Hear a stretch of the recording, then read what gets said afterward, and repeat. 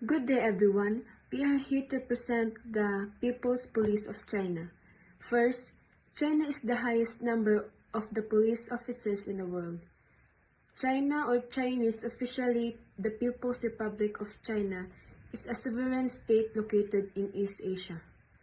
PRC, or the People's Republic of China, is a single-party state governed by the Communist Party with its seats of government in the capital city of Beijing. It exercised jurisdiction over 22 provinces, 5 autonomous regions, 4 direct-controlled municipalities, and the 2 mostly self-governing special administrative regions. The Chinese Communist Party is organized based on the democratic centralism, a principle that entails open policy discussion on a condition of unity among party members in upholding the agreed-upon decision. In addition, Mandarin is the official language of China and also founded in October 19, 1949. And the operation jurisdiction is the PRC, or the People's Republic of China, and their headquarters is in Beijing, China. The People's Police is the national civilian police force of the People's Republic of China. Police in China is Renmen Zhengcha, have a variety of roles in addition to enforcing the law. They're also responsible for the maintenance of social stability, and in this sense policing in China perform not just a law enforcement function but a political function as well. The majority of national police force are under the jurisdiction of the Ministry of the Security, or the MPS.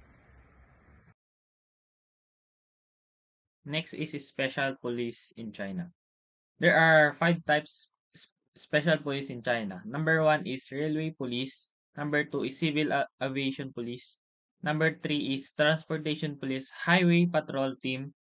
4 is forest police. And the last one is anti-smuggling police. Let's go first in railway police. Railway police responsible for maintaining order on trains and train station and investigation crime committed in relation to railway transportation. Railway police, also known as a railroad police, are law enforcement officers specially tasked with protecting railway property, personnel, and passenger.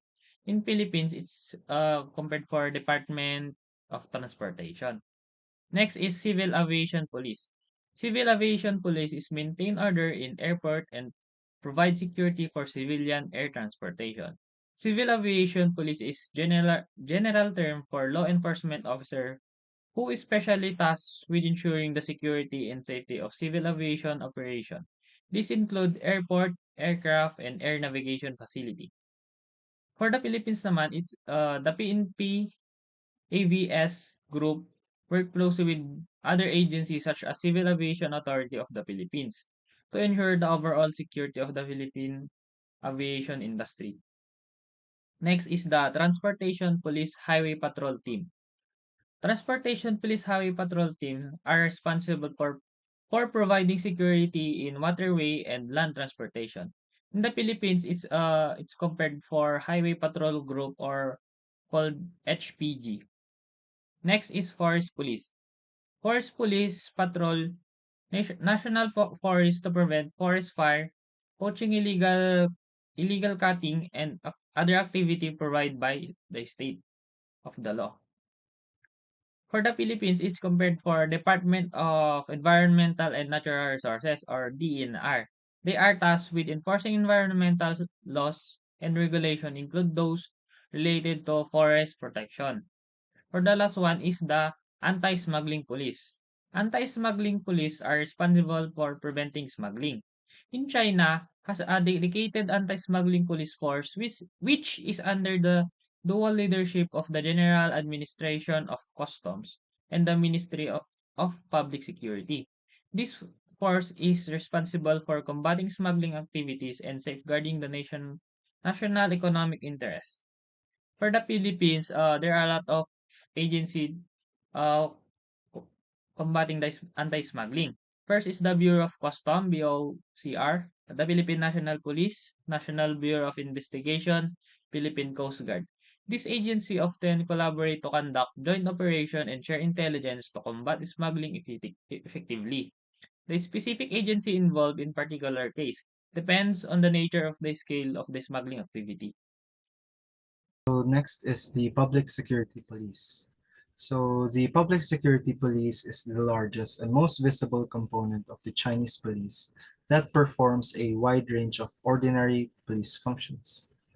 The Ministry of Public Security performs a wide range of ordinary police functions, including investigating crimes, maintaining police order, directing traffic, conducting patrols, administering the household registration system and the citizen administration card system, providing guidance to mass line crime prevention and security organizations, and providing services to community residents. So, ang equivalent nito sa Philippines or dito sa Pilipinas is yung PNP. So, similar lang din yung functions nila and yung trabaho. Direct control municipalities. Number 1, People's Republic of China. They are different classification that a city can have. For example, they can be like a city in the United States or Canada that is controlled by a state or province. Or they can be what is called a direct controlled municipality. In China, as well as in North Korea, South Korea, Vietnam, and Taiwan, a direct controlled municipality is the highest classification of a city that can have. These cities have a status equal to provinces in that they are controlled directly by Chinese government. Number 2 is divided into districts, countries, towns, townships, and sub-districts. This is Shanghai, Chongqing, Shenzhen, and Beijing. The Philippines has many direct controlled municipalities, including highly urbanized cities are dependent component cities. For the highly urbanized cities, Manila, Angeles City, Bacolod, Baguio, and many more. In the independent component cities, Cotabato City, Dagupan, Naga, Ormoc, and Santiago. In the Philippines, local governments have some autonomy from the national government. They enact and enforce local laws and policies, and they have their own executive and legislative branch. The national government assists and supervises local governments to ensure they don't violate national law. That's all.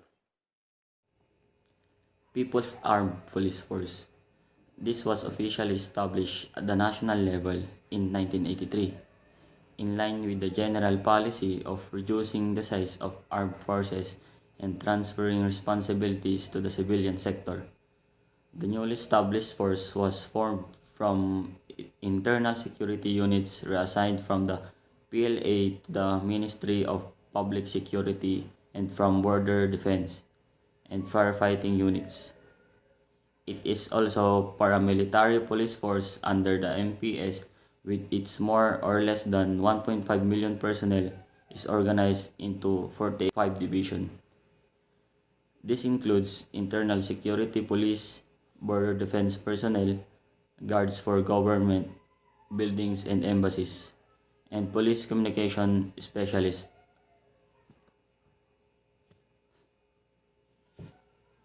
Example units of People Armed Police Force. Number 1, Snow Leopard Commando Unit. Number 2, Special Police Unit. Number 3, Immediate Action Unit, National Police. These units are responsible for guarding party and state organizations and foreign embassies and consulates, as well as for responding to emergencies and maintaining law and order. Now let's move on to People's Liberation Army, or the PLA. The PLA is the world's largest military force. In times of peace, isa sila sa mga nagpapalaganap nito. They also act as a police. And in times of war, they are the main forces na nagde-defend ng kanilang country. And they study unconventional tactics that could be used to exploit the vulnerabilities of a more technologically advanced enemy. So dito makikita natin that nag-aaral sila ng mga unfamiliar tactics or yung mga tactics na sila lang mismo ang nakakaalam that could be used para pagsamantalahan yung weakness or kahinaan ng kanilang mga kalaban na mas advanced sa technology. Branches of the PLA. First, ground force. The PLA deploys the world's largest ground force. In times of crisis, the PLA ground force will be reinforced by numerous reserve and paramilitary units. And ang makikita nating counterpart nito in the Philippines is the AFP, or the Armed Forces of the Philippines. And they have the same functions. They are responsible for ground warfare. Also, they are responsible in defending their country through land combat and operations. The second one is the Navy Force. Until the early 1990s, the Navy performed a subordinate role of the PLA land forces as part of its overall program of naval. It also utilizes the CJ-10 Naval Cruise Missile System, which made its first public appearance during the late 2009. So here, makikita naman natin counterpart nito sa Philippines is the Philippine Navy. And they also have the same function, of course. They are responsible for defending their country's territorial water from foreign aggressions and illegal activities. And they're also conducting both works, maritime surveillance. They are also protecting their marine assets and ensure the right passage. Kagaya na sabi ko kanina, para maiwasan ang illegal activities or illegal products na makapasok illegally sa kanilang country, tulad na lang ng drug trafficking, firearm smuggling, people smuggling, and sea piracy. So, kung sa China, they have the CJ-10 Naval Cruise Missile System. Here in the Philippines, we have the BrahMos Supersonic Cruise Missile, and it is being operated by the Philippine Marine Corps under the command of the Philippine Navy. And third one is the Air Force, the Aerial Warfare Service branch of the PLA, and the largest air force in Asia.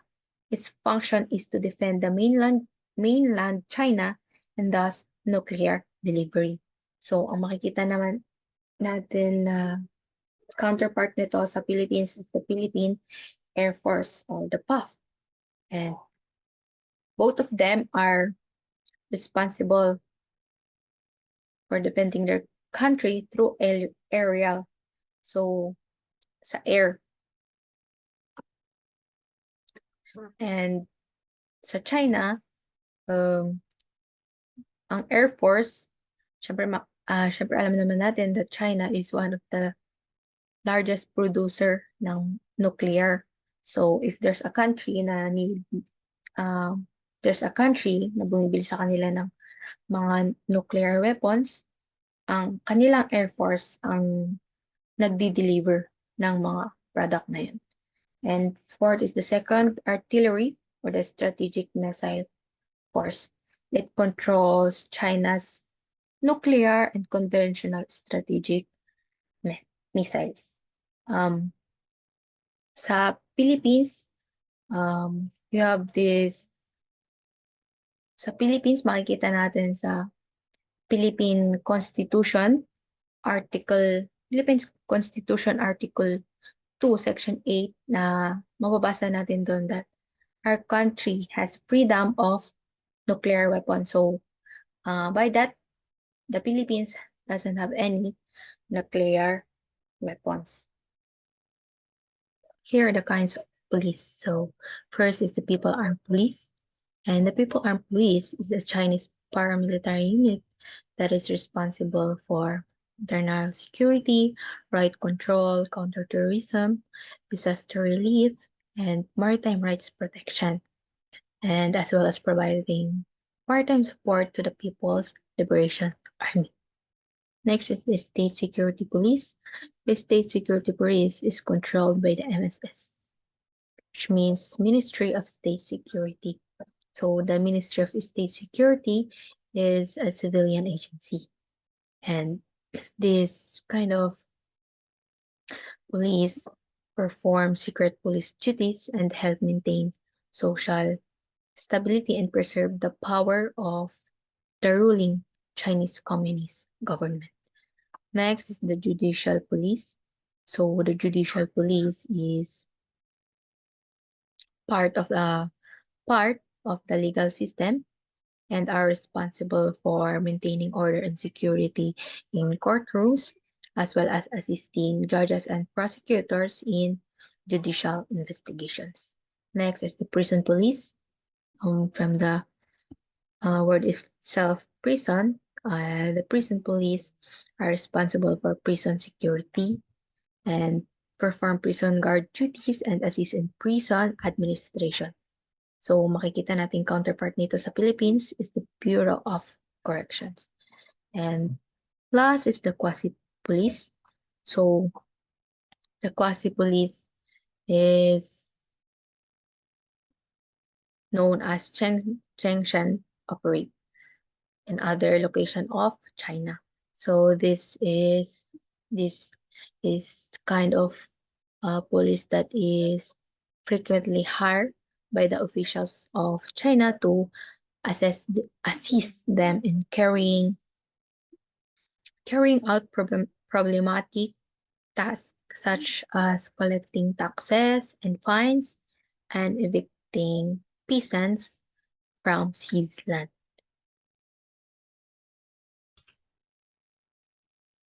Okay, next is yung qualifications. So first, they need to be a citizen who has reached the age of 18. So ang equivalent sa atin, in terms of age sa PNP, they need to be 21 years old or not more than 30 years old.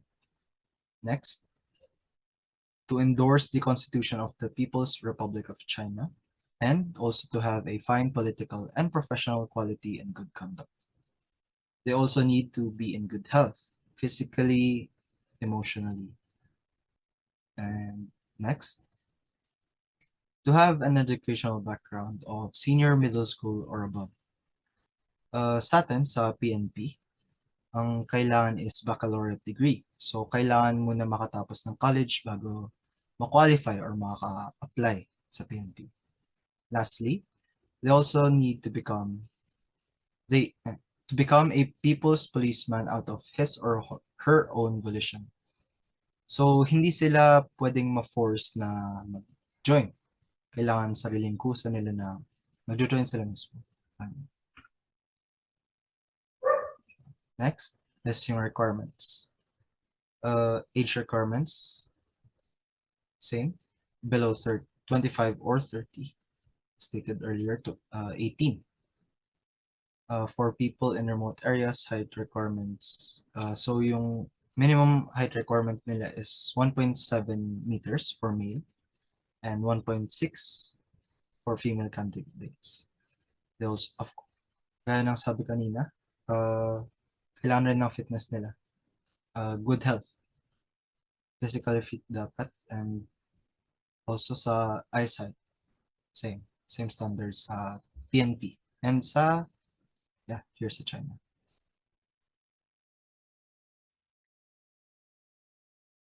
Next is recruitment and selection in China. Number 1 is written examination. Number 2, agility test. Number 3 is psychological evaluation. Number 4 is background check. Number 5 is once selected the new recruit, it's required to go through a 1-year probation period. Number 6 is only those who perform satisfactorily and pass the end of the term examination will be formally hired. The similarities between China and Philippines is written examination. Both systems include written examination to access knowledge of law, regulation, and general intelligence. Next is physical fitness. Both countries prioritize physical fitness required candidates to pass physical agility test and medical examination. Next is psychological evaluation. Psychological tests are administered to evaluate mental stability, emotional intelligence, and suitable for police work. Next is background check. Both countries conduct through background check to verify criminal history, educational qualification, and personal conduct. The difference between Philippines police and China police is political loyalty. China has strong emphasis in place on political loyalty to the community party.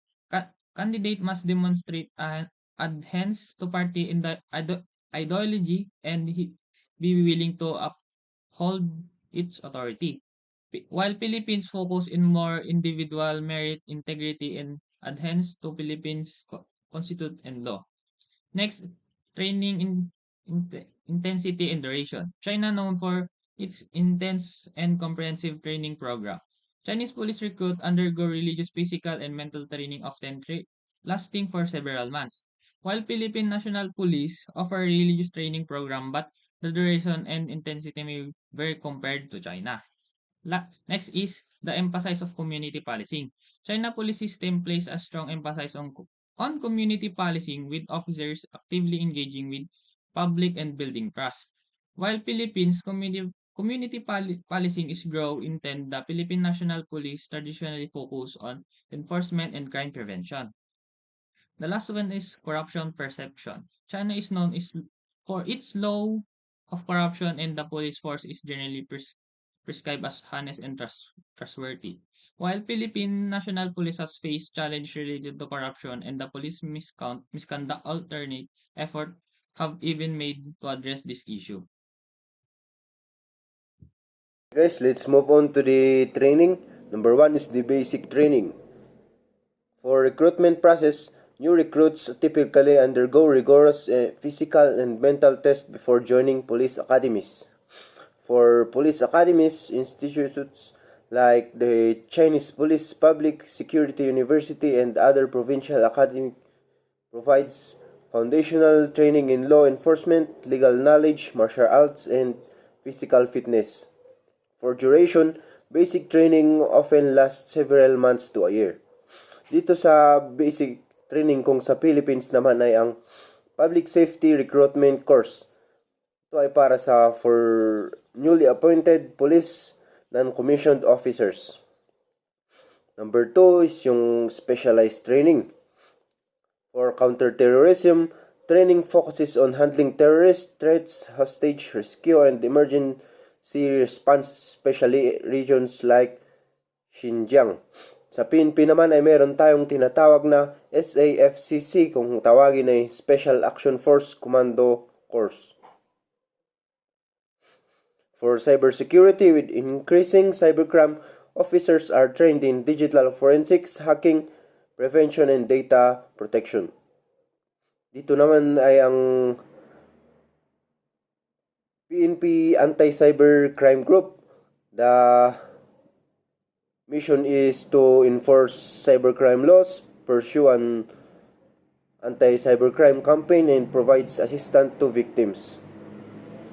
For crowd control and protest management, officers learns to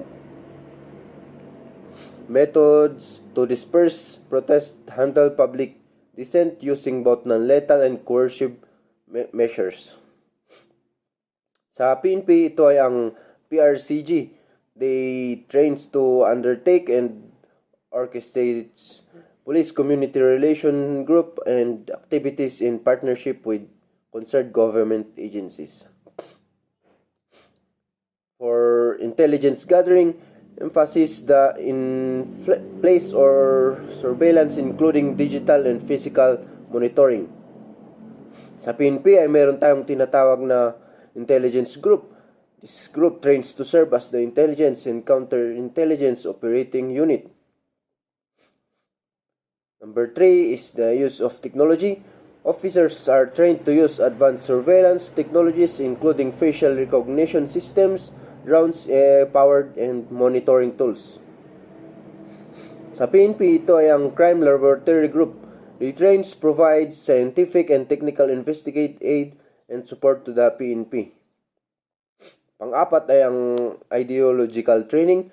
Police officers receive an education in Communist Party ideology, loyalty to the state, reinforcing their role as protectors of the party and national stability. Sa PNP, ito ay ang Public Safety Officers Basic Course for a newly appointed police commissioned officers. Panglima ay ang Tactical and Combat Training, practical drills in martial arts, weapon handling and lethal force techniques, use of simulated scenarios to prepare for real-life encounters. Sa PNP ay ang Basic Internal Security Operational Groups. Ito ay a 60 days training program that covers small unit operations, tactics, techniques, and procedures. The program aids to develop a tactical mindset, discipline, leadership qualities, and individual unit skills. Pang-anim ay ang regional variations in sensitive areas like Tibet and Xinjiang. Training includes managing ethnic tensions and religious extremisms. Border regions may focus on smuggling, cross-border crime, and maintaining border security. Ang pagkakaalam ko dito sa Pilipinas ay hawak na ito ng Bureau of Customs and Bureau of Corrections kasi sila ang namamahala sa borders ng Pilipinas. Pangpito ay ang collaboration and international influence. China has partnered with countries in Asia, Africa, and Middle East to provide training to foreign police forces, sharing techniques and technology. Joint exercise with international law enforcement agencies occasionally occur, focusing on counter-terrorism and transnational crime. Panghuli ay ang continuous development. Officers undergo regular refresher courses to keep updated with new techniques, laws, and technologies.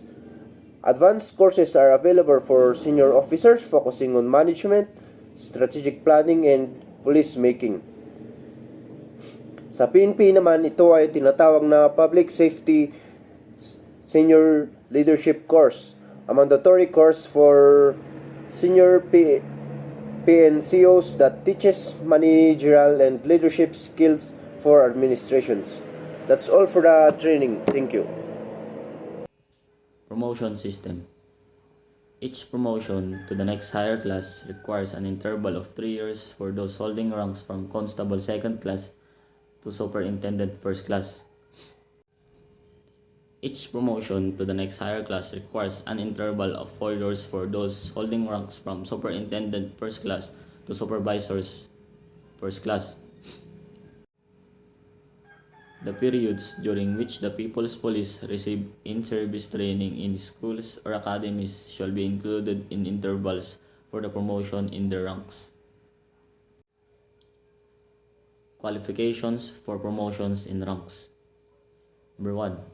Implementation of laws, regulations, and policies of the state and observance of laws and discipline. Officers are expected to follow and effectively implement the laws, regulations, and policies of the state. This includes observing the legal framework and maintaining discipline within the police force. It ensures that police officers not only adhere to the law but also support the broader effective of the state in their daily duties. Number 2. Competence for the post. This refers to the officer's ability to perform the duties required by their current rank and the next potential rank.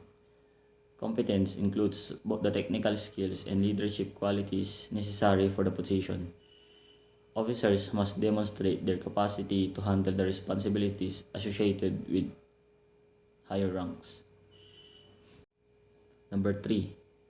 Maintenance of close ties with the masses, honesty in performing official duties, and decency in uprightness. Police officers are expected to build and maintain a positive relationship with the public, reflecting the importance of community trust. In performing their official duties is crucial, as is maintaining moral integrity and professionalism. Decency and uprightness emphasizes ethical behavior, fairness, and respect for individuals, contributing to the image and credibility of the police force. At the end of an interval for promotion, those who are qualified for promotions after appraisal shall be promoted to the next higher class. Those who are not qualified for promotion shall receive a deferred promotion. Those who have rendered outstanding service may be promoted ahead of time. After the completion of promotion interval, officers are appraised based on these qualifications. If they meet the required standards, they will be promoted to the next higher rank. Officers who do not meet the qualification for promotion will face a deferred promotion. This means that their promotion is postponed until they demonstrate the required qualifications or improve their performance. Officers who have made exceptional contributions or demonstrated extraordinary performance may be promoted ahead of time. This highlights the recognition of merit and exceptional achievements in the police force. The promotion system is designed not just based on seniority or time served, but also on an officer's ability to follow the law, maintain professional competence, uphold ethical standards, and build strong community relations. Officers who excel in these areas are rewarded with timely or expedited promotions.